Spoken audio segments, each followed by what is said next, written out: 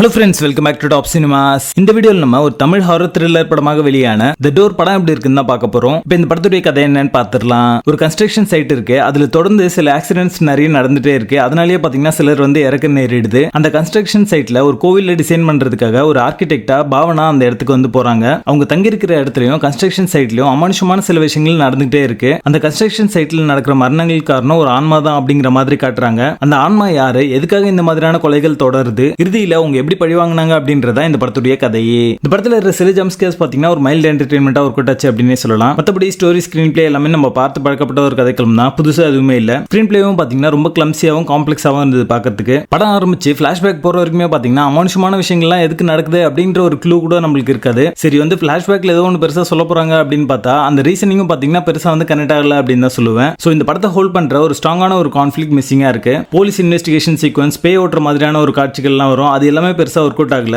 கிளைமேக்ஸ்ல யூஸ் பண்ண அந்த சிஜி ஒர்க் எல்லாமே பாத்தீங்கன்னா இது சிஜி தான் பண்ணிருக்காங்க அப்படின்றது அப்பட்டமா தெரியும். அது பெருசா இந்த படத்துக்கு வேல்யூ ஆட் பண்ணல, லென்த் தான் ஆட் பண்ணிருக்கு. படத்துடைய பேசிங் ஆவரேஜா இருக்கும். மொத்தத்துல இது ஒரு பில் ஆவரேஜ் ஹாரர் த்ரில்லர் படமாக வந்திருக்கு. படத்துல அடர் கண்டென்ட் இல்ல. இந்த படத்தை நீங்க ஃபேமிலியோட பார்க்கலாம். தி டோர் படத்துக்கு எங்களோட ரேட்டிங் 4.5 out of 10.